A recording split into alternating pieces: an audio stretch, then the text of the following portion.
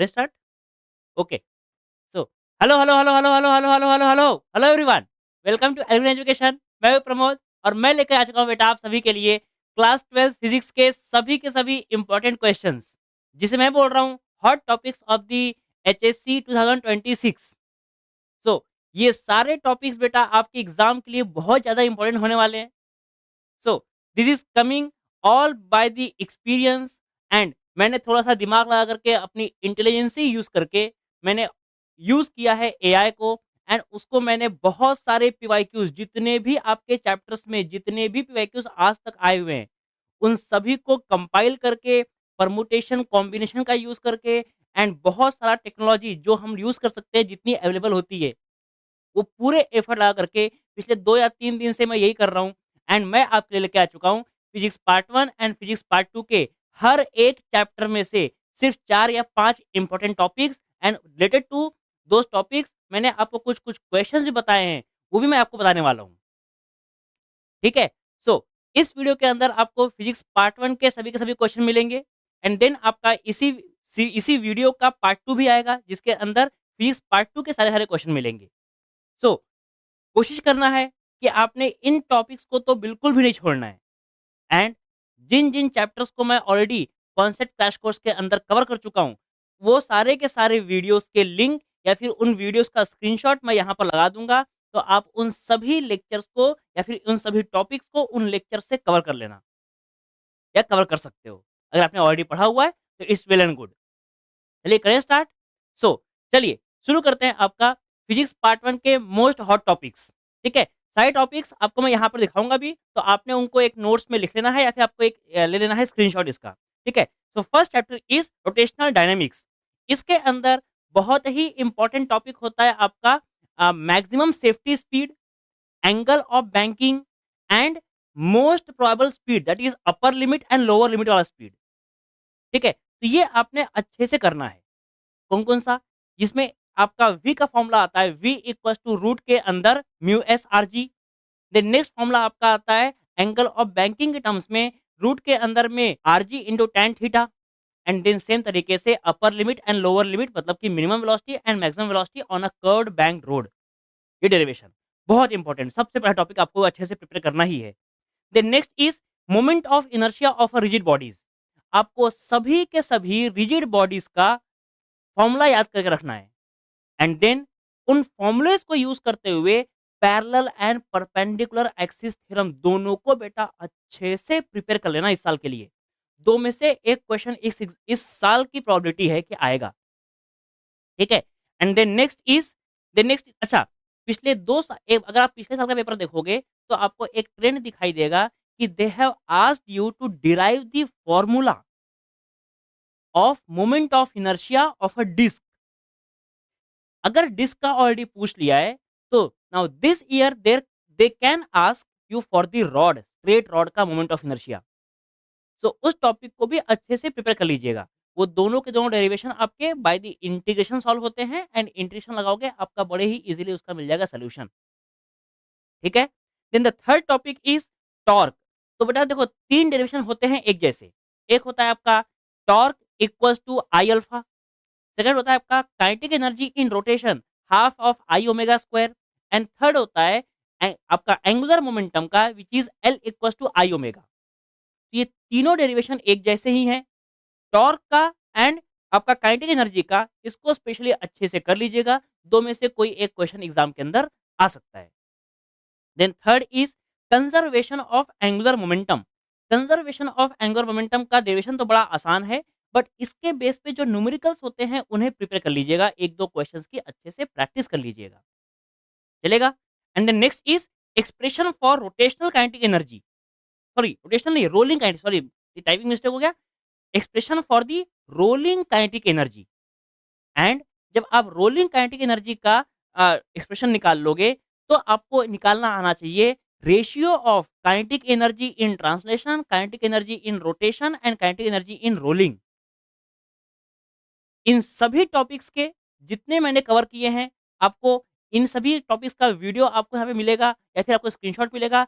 उन सभी टॉपिक्स को आप वहाँ से जाकर के कवर कर सकते हो। ठीक है? The next chapter is mechanical properties of fluid.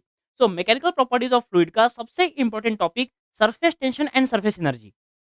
तो आपने सरफेस टेंशन का डायमेंशन, फॉर्मूला, डेफिनेशन ये तीनों अच्छे से करना है एंड देन सरफेस टेंशन का रिलेशन आपको करना है prepare with the surface energy. इसका फॉर्मूला होता है dw equals to T into D A, where dw is a work done जो आपका स्टोर रहेगा in the form of surface energy. Then next is excess pressure by the Laplace law of stretch membrane. तो Laplace law of stretch membrane का use करते हुए हम derive करते हैं आपका सरफे अब क्या होते हैं एक्सेस प्रेशर फॉर दिस आपका drop and excess pressure for the bubble. तो इन दोनों को अच्छे से कर लेना प्रिपेयर, दोनों बिल्कुल same to same copy paste derivation है, बट इनके बेस पे आने वाले न्यूमेरिकल को भी अच्छे से प्रिपेयर कर लेना। इस चैप्टर का ऑलरेडी 10 मिनट्स का मैंने वीडियो बनाया है जिसके अंदर सारे फॉर्मूले डिस्कस किए हुए हैं। ये रहा वो वीडियो। इस वीडियो में जाकर के अच्छे से आप इन सभी फॉर्मूले को कर सकते हो प्रिपेयर एंड कुछ-कुछ इंपॉर्टेंट चीज़ें जो एग्ज़ाम में आपको काम आ सकती है या फिर एग्ज़ामिनर आपको जहाँ फँसा सकता है, वो मैंने ऑलरेडी डिस्कस किया हुआ है। Then third is capillarity, very, very important. ऐसा कोई साल नहीं है जहाँ पर कैपिलैरिटी से आपको क्वेश्चन नहीं पूछा है। तो आपने कैपिलैरिटी को अच्छे से करना है प्रिपेयर एंड बेटा जब आप कैपिलैरिटी को अच्छे से करोगे प्रिपेयर तो आपका acute angle and obtuse angle का फॉर्मेशन भी अच्छे से पढ़ लेना कि कब बनता है एक्यूट कब बनता है ऑब्ट्यूज, ध्यान रहेगा। एंड वेरी इंपॉर्टेंट ये एंगल ऑफ कॉन्टैक्ट का को angle of sorry angle of contact पे कैसे फर्क पड़ता है बाय दी इम्प्यूरिटीज, इसको अच्छे से कर लेना प्रिपेयर। ठीक है? एक ये थ्योरी क्वेश्चन जो मैंने यहाँ पे लिखा नहीं है बट वो रिलेटेड टॉपिक्स ही है तो आप उसे भी कर लेना तो आपका 2 मिनट में वो भी कवर हो जाएगा फटाक से। चलेगा? The next is viscosity. इस साल के लिए बेटा विस्कोसिटी बहुत इंपॉर्टेंट है। So viscosity, Newton's law of viscosity this year's favourite and the next is Stokes law और टर्मिनल वेलोसिटी का डेरिवेशन कर लेना एंड स्पेशली उसके बेस पे न्यूमेरिकल तो कर ही लेना। चलेगा? एंड देन अगर आप बेटा इतने सारे टॉपिक्स प्रिपेयर कर लोगे मैकेनिकल प्रॉपर्टीज ऑफ फ्लूइड के तो ये सफिशिएंट रहेंगे। बट अगर आपके पास टाइम बचेगा तो प्लीज बर्नौली थ्योरम को साथ में थोड़ा सा देख लेना एक बार एंड बर्नौली थ्योरम का जो एप्लीकेशन है ओरिफिस जिसको बोलते हैं इफ्लक्स वेलोसिटी उसे देख लेना, बहुत आसान रहेगा वो। 2-5 मिनट आपको एक्स्ट्रा और लग जाएगा या फिर आपको 10-20 मिनट लग जाएगा एक्स्ट्रा, बट उसे कर लोगे तो आपका और अच्छा काम हो जाएगा। बाकी इस चैप्टर के 10 मिनट का फॉर्मूला ऑलरेडी मैंने बनाया हुआ है, ऑलरेडी बता दिया मैंने आपको, तो उन फॉर्मूलेस को जाकर के देख लीजिए। Then next is kinetic theory of gases. तो काइनेटिक थ्योरी ऑफ गैसेस तो मैंने ऑलरेडी कॉन्स्टेंट क्रैश कोर्स के अंदर में पूरा डिटेल में कवर किया हुआ है। 4 वीडियो मैंने बनाए हैं सिर्फ, जो कि मैक्स टू मैक्स 2 घंटे के ही होंगे, जिसमें आप पूरा का पूरा केटीजी कवर कर सकते हो। बट फिर भी उसके इम्पोर्टेंट टॉपिक कौन-कौन से हैं जो आपको बिल्कुल नहीं छोड़ने हैं, वो डिस्कस करते हैं। सबसे पहला आपका काइनेटिक थ्योरी ऑफ गैसेस का assumptions and derivation of average pressure. हमारे सिलेबस का सबसे बड़ा डेरिवेशन जो 4 मार्क्स का होता है, वो ये इस चैप्टर में से आ सकता है, जो कि है आपका average pressure exerted by the gas molecules on the wall of container. तो आपने ये करना है प्रिपेयर अच्छे से। Then next is RMS velocity in terms of molecular weight. ध्यान से आप प्रूव करते हो V RMS is directly proportional to root के अंदर में टी, वो तो आपको आता है, बट उसी फॉर्मूले के एक स्टेप पहले अगर आप देखोगे तो आपको यहाँ पर जो फॉर्मूला मेंशन किया हुआ है मैंने वी आरएमएस रूट के अंदर 3 RT अपॉन एम नॉट, कभी कभी अगर वहां पर नंबर ऑफ मॉलिक्यूल्स मेंशन किया है तो number of molecules into am not भी आप लिख सकते हो। तो ये टॉपिक भी इंपॉर्टेंट है, इसे भी अच्छे से कर लेना। अगर ये आप कर लोगे तो v proportional to root RT तो आप आराम से कर लोगे। Then next is average kinetic energy. अब बेटा एवरेज प्रेशर के ही फॉर्मूले को यूज करते हुए एवरेज काइनेटिक एनर्जी भी निकालना आना चाहिए एंड एवरेज काइनेटिक एनर्जी का अलग अलग तरीके से फॉर्मूले जैसे कि kinetic energy per unit mass, kinetic energy per unit molecule, kinetic energy per unit number of moles, ये भी हमने डिस्कस किया हुआ है इन 4 वीडियोस के अंदर में, तो आप जाकर के देख सकते हो। जो क्वेश्चन जिस वीडियो में डिस्कस किया होगा वो यहाँ पे लग जाएगा। Then next is black body radiation, Wien's displacement law and black body radiation. Wien's displacement law के बेस पे न्यूमेरिकल एग्जाम के अंदर आ सकता है, तो उससे अच्छे से कर लेना प्रिपेयर। ठीक है? एंड देन आपका जो डायग्राम है, आपकी diagram of the lambda versus radiation power, उसे भी कर लेना। That is also a important diagram, आपको एग्जाम में आ सकता है। एंड जब इतना सारा कर लोगे तो एक छोटा-सा टॉपिक रहता है जिसे हम बोलते हैं फेयरीज़ ब्लैक बॉडी। उसकी डायग्राम को देख लेना एंड जैसे ही डायग्राम बनाओगे वैसे ही आपको लिखना पड़ता है उसका construction that you can also prepare. चलेगा? The next is thermodynamics. Thermodynamics के सभी फॉर्मूले हमने डिस्कस किए हुए हैं शॉर्ट तरीके से। इसका ऑलरेडी वन शॉट वीडियो भी है, तो आप जाकर के थर्मोडायनामिक्स को सिर्फ़ वहीं से पढ़ लोगे तो आपका कंप्लीट हो जाएगा। क्योंकि थर्मोडायनामिक्स होने को तो बहुत बड़ा है, लोग बोलते तो बहुत बड़ा-बड़ा चैप्टर चैप्टर है ये, बट मैंने बहुत ही आसान भाषा में एंड आसान शब्दों में बहुत ही कम समय लेकर के आपको सभी के सभी डेरिवेशंस एंड सभी-सभी चीज़ें एक्सप्लेन किया हुआ है। You can go and you can prepare that chapter also, but उसके इम्पोर्टेंट क्वेश्चन कौन-कौन से रहेंगे? सबसे पहला आपका type of system and then intensive and extensive property. इन 2 डेफिनिशंस को अच्छे से करके रखना प्रिपेयर एंड आल्सो प्रिपेयर 1 और 2 examples of each definition. Then zeroth law and first law of thermodynamics का आपका statement. Then next is work done. अब बेटा देखो work done by the PV diagram, ये आपको अच्छे से आना चाहिए क्योंकि वर्क डन आपका थर्मोडायनामिक्स के अंदर में होता है integration of PDV and integration का मतलब होता है area under the PV diagram. तो ये आपने बहुत ही अच्छे से करना है प्रिपेयर एंड इसके बेस पे प्लीज़ न्यूमेरिकल्स को कर लेना। कि एरिया अंडर द कर्व के न्यूमेरिकल्स कैसे होंगे? क्योंकि आपको रेक्टेंगल आएगा तो आप कर लोगे, बट उसके अंदर में लिमिट कहाँ से कहाँ लेनी है? अगर रेक्टेंगल आपका 0-0 से शुरू नहीं हो रहा है, तो फिर आपको प्रॉपरली एरिया लेना आना चाहिए। तो आपके टेक्स्ट बुक के अंदर में ही 2 या 3 क्वेश्चन जो दिए हुए हैं, उन्हें अच्छे से प्रैक्टिस करना है, दैट्स इट। करोगे अच्छे से? अगर आप प्रिपेयर कर रहे हो इन न्यूमेरिकल्स को, तो please do comment on the comment box कि सर आपने जो-जो चीज़ें बताया है, जिन-जिन टॉपिक्स के न्यूमेरिकल्स को आपने स्पेशली हाइलाइट करवाया है, हमने उनके उन न्यूमेरिकल्स को प्रिपेयर कर लिया है। ठीक है? The next is the next is work done for all type of processes जैसे कि isobaric, isochoric, isothermal and adiabatic. इन चारों की चारों प्रोसेस का वर्क डन आपको आना चाहिए। वो इस वीडियो के अंदर में ऑलरेडी डिस्कस किया हुआ है। Then next is numerical on area under the curve, already explain बता दिया मैंने, ये इंपॉर्टेंट है। And then next is heat engine and refrigerator. बहुत ही सिंपल आसान भाषा में आप इसको समझ लेना। आपका हीट इंजन कैसे काम करता है, रेफ्रिजरेटर कैसे काम करता है and how we can correlate their formula with the temperature by using the Carnot heat engine और Carnot refrigerator. These are the important topics. जहाँ-जहाँ से न्यूमेरिकल्स की प्रोबेबिलिटी है, मैं वो भी आपको बताता हुआ चल रहा हूँ, तो प्लीज़ जाकर के उन्हें भी अच्छे से देख लेना। ठीक है? Then next is oscillations. Now this is important chapter. इसके अंदर में जितने भी फ़ॉर्मूलेज़ हैं ऑलरेडी हमने डिस्कस किया हुआ है इस वीडियो के अंदर, तो आप जाकर के सभी फ़ॉर्मूले को 10 मिनट के अंदर ही कवर कर सकते हो। उसमें कौन-कौन सी इम्पोर्टेंट बातें हैं जो आपको ध्यान रखनी चाहिए, वो भी हमने डिस्कस किया हुआ है। बट टॉपिक्स कौन-कौन से इम्पोर्टेंट है जो आपको बिल्कुल नहीं छोड़ने चाहिए? सबसे पहला है आपका डिफरेंशियल इक्वेशन। अब बेटा देखो, डिफरेंशियल इक्वेशन 3 पढ़ने पड़ आते हैं आपके एग्ज़ाम के अंदर में और एग्ज़ाम में कोई भी कभी भी पूछ सकता है। तो मैं स्पेसिफिकली आपको ये नहीं बोलूँगा कि बेटा आप सिर्फ लीनियर कर लो, लीनियर ही आएगा गारंटी के साथ, ऐसा नहीं कर सकते। से सभी डेरिवेशंस एक जैसे ही हैं, थोड़ा-थोड़ा मॉडिफिकेशन है, तो आप आई होप उन मॉडिफिकेशंस को याद रख के इन तीनों को अच्छे से कर लोगे। कौन-कौन सा? Linear SHM, angular SHM and damped oscillation.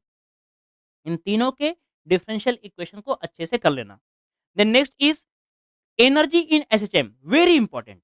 मैं देखता हूँ बहुत सारे बच्चे एनर्जी के अंदर में पोटेंशियल एनर्जी को अच्छे से नहीं निकाल पाते। बट बेटा पोटेंशियल एनर्जी जब भी आपको निकालने बोलेगा तो आपने हमेशा ये ध्यान रखना है कि potential energy will come by the work done. तो आपने सिर्फ वर्क डन का फॉर्मूला लगाना है एंड डेरिवेशन करते जाना है एंड लास्ट में आपको बोल देना है this work done is stored in the form of potential energy. And then work done क्या होता है? Force into displacement. हमारा ऑसिलेशन है तो फोर्स क्या रहेगा? Restoring force. तो आपका F equals to k x into d x, कितना आसान है। Now you just do k x d x का इंटीग्रेशन, आपको मिलेगा 1/2 के एक्स स्क्वायर। अब इतना आसान डेरिवेशन अगर आप नहीं कर पा रहे हो तो फिर क्या बोलूंगा मैं उम्मीद करूंगा बेटा कि आप ये सिंपल डेरिवेशंस अच्छे से कर लोगे। तो आपने अच्छे तरीके से क्या करना है? पोटेंशियल एनर्जी का डेरिवेशन आपने अच्छे से करना है, काइनेटिक एनर्जी का डेरिवेशन, देन आपने काइनेटिक और पोटेंशियल दोनों को ऐड कर देना है। तो आपको मिल जाएगा टोटल एनर्जी का इक्वेशन। एंड प्लीज़ इसका ग्राफ अच्छे से प्लॉट करना सीख लो। ना सीख पाओ तो रट्टा मार लो। बट एनर्जी के बेस पे एक क्वेश्चन कंफर्म आएगा एग्जाम के अंदर में, मैं उम्मीद करूंगा भगवान से, क्योंकि मेरी प्रोबेबिलिटी ये बोलती है कि एनर्जी के अंदर से पिछले साल में जो रिसेंटली जो आपका जो 25 का पेपर हुआ उसमें नहीं पूछा, तो आपको अब इस साल वो पूछ सकता है। ठीक है। Then next is time period of simple pendulum. अब देखो दो पेंडुलम होते हैं ऊपर। रोटेशनल डायनामिक्स के अंदर एक होता है कोनिकल पेंडुलम, एंड एसएचएम के अंदर हम पढ़ते हैं आपका क्या, सिंपल पेंडुलम। तो सिंपल और कोनिकल दो में से एक आ सकता है, बट रोटेशनल डायनामिक्स के अंदर हमने ऑलरेडी बहुत सारे टॉपिक्स देखे जो कि ऑलरेडी हॉरिजॉन्टल सर्कुलर मोशन को कवर करते हैं। तो कोनिकल पेंडुलम का क्वेश्चन शायद वहां पर ना आए, बट एसएचएम के अंदर में सिंपल पेंडुलम को आपको अच्छे से कर लेना है प्रिपेयर। बहुत आसान होता है। T equals to 2 pi root के अंदर में L by g, very simple formula. Then next is velocity and acceleration in terms of x. मतलब आपको एक्सेलरेशन पूछता है तो acceleration is equal to omega square x, and velocity is plus minus omega root के अंदर a square minus x square. ये दोनों फॉर्मूले बेटा आपके डिराइव होते हैं differential equation of linear SHM से। तो आपने इन दोनों डेरिवेशन को भी अच्छे से कर लेना है, चलेगा। एंड अगर आपके पास टाइम होगा तो डिस्प्लेसमेंट वेलोसिटी एंड एक्सेलरेशन का टाइम के हिसाब से कैसे होता है वो भी देख लेना, काम हो जाएगा। अदरवाइज इतना तो अच्छे से प्रिपेयर करना ही करना है। देन नेक्स्ट आ जाते हैं। The next is superposition of waves. Then इसके अंदर important principle of superposition of wave. अब ये डेरिवेशन आपका इतना इंपॉर्टेंट है कि इस प्रिंसिपल के बेस पे ही आपके 5 डेरिवेशन आते हैं एग्जाम के अंदर। सो इस वीडियो के अंदर ऑलरेडी मैं इस प्रिंसिपल के बेस पे जितने भी इंपॉर्टेंट डेरिवेशन आते हैं एग्जाम के अंदर या जो सेम पैटर्न पे सॉल्व होते हैं वो ऑलरेडी डिस्कस किया हुआ है। सो बीट फॉर्मेशन रहे आपका आपका चाहे स्टेशनरी वेव रहे, चाहे कंपोजिशन ऑफ एसटीएम रहे, सारा कुछ डिस्कस किया हुआ है। 1 घंटे का वीडियो है ऑलमोस्ट। अगर आप इसको देखोगे तो आपका 100% ये 5 डेरिवेशन कवर हो जाएँगे, एंड उसमें से कोई न कोई एक एग्ज़ाम में जब आएगा तो आप आराम से लिख लोगे, एंड देन आप आके बताओगे मुझे कमेंट बॉक्स में इसी वीडियो के अंदर में कि सर आपने जो बताया था वो एग्ज़ाम के अंदर आया था एंड हम लिख कर के आए हैं। Then next is beat, already इसी वीडियो के अंदर में है वो cover. Then standing wave on a string and air column. अब हार्मोनिक्स एंड ओवरटोन के अंदर 3 टॉपिक होते हैं। एक होता है स्ट्रिंग, एक होता है आपका ऑर्गन पाइप। ऑर्गन पाइप के अंदर में 2 टॉपिक, एक ओपन ऑर्गन पाइप और एक आपका क्लोज ऑर्गन पाइप। तो इन तीनों टॉपिक को आपको अच्छे से करना है, बट स्पेशली इस साल के लिए आपको स्ट्रिंग और ओपन पाइप को अच्छे से करना है। स्ट्रिंग और ओपन पाइप को अच्छे से करना है। Then next is laws of string. अब अगर आप स्ट्रिंग के लिए फ्रीक्वेंसी का फॉर्मूला निकाल लोगे, F इक्वल्स टू 1/12 रूट के अंदर T dash by M, where T dash is tension and M is linear mass density. तो 100% बेटा आप यहाँ पे जितने भी क्वेश्चन आएंगे इस चैप्टर से आप आराम से कर लोगे। ठीक है। Then next is wave optics, physics part 1 का लास्ट टॉपिक। अब वेव ऑप्टिक्स इस पर्टिकुलर चैप्टर को बच्चे बहुत बड़ा मानते हैं एंड बहुत डिफिकल्ट मानते हैं कि सर ये बहुत बड़ा टॉपिक है, कैसे करें प्रिपेयर। बट अगर आप प्रीवियस ईयर का एनालिसिस करोगे, जो कि मैंने ऑलरेडी आपके लिए करके रखा हुआ है, तो मैं बता रहा हूं आपको कि वेव ऑप्टिक्स के अंदर सिर्फ 4 या 5 ही इंपॉर्टेंट टॉपिक है जहां से क्वेश्चन आता है। उसमें से सबसे पहला आपका हो गया वाईडीएससी। वाईडीएससी के अंदर भी सबसे इंपॉर्टेंट क्या है? सबसे इंपॉर्टेंट है फ्रिंज विड्थ का डेरिवेशन। तो उसे अच्छे से आपने करना है prepare. And then interference condition, bright कब बनेगा और डार्क कब बनेगा, इसका डेरिवेशन एग्जाम में पूछ सकता है। अगर डेरिवेशन नहीं पूछेगा तो दे can ask you the numericals कि कौन से नंबर का ब्राइट है, कौन से नंबर का डार्क है, ये बता दो। देन उसके अंदर नेक्स्ट होता है आपका पोलराइजेशन एंड ब्रेविस्टर लॉ। अब पोलराइजेशन क्या होता है? पोलराइजेशन होता है किसी भी एक ऑर्डिनरी वेव की बहुत सारी वाइब्रेशन जो होती है, उन वाइब्रेशंस को किसी एक डायरेक्शन में ही सिर्फ अलाउ करना एंड बाकी डायरेक्शन की वाइब्रेशंस को रेस्ट्रिक्ट कर देना। सो ये है आपका वेव ऑप्टिक्स के अंदर पोलराइजेशन का टॉपिक।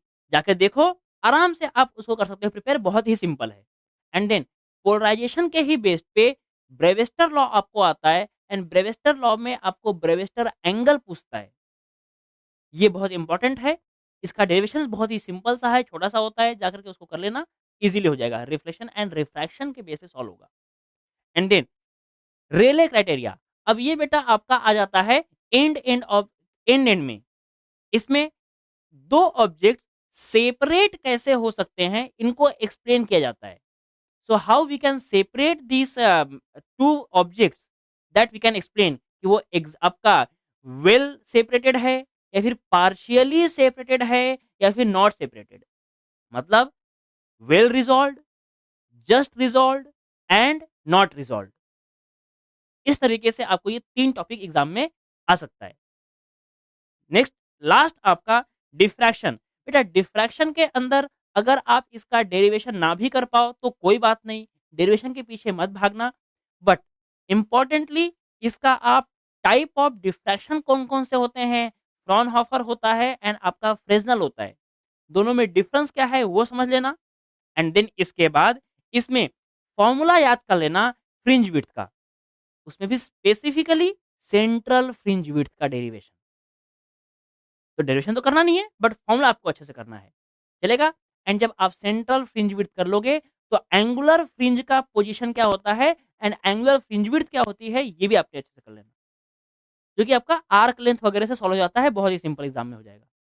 2 या 3 क्वेश्चन आपके सिलेबस के अंदर में दिए हुए हैं। उन क्वेश्चंस को ही अगर आप अच्छे से प्रैक्टिस कर लोगे तो आपका काम हो जाएगा। चलेगा?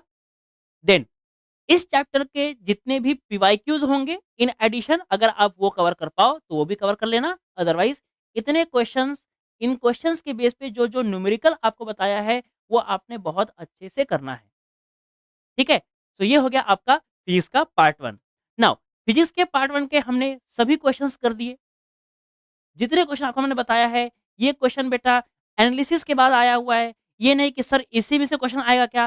बेटा this is the probability and if you will trust me then इतने सालों का जो एक्सपीरियंस है, हाँ 5 साल से पढ़ा रहे हैं एंड हर साल मैं जब देता हूँ प्रेडिक्शन तो ऑलमोस्ट 35-40 मार्क्स इतना तो एग्ज़ाम के अंदर में आता ही है। अगर आपने अभी तक कुछ भी तैयारी नहीं किया हुआ है, तो ये तो सफिशिएंट ही है।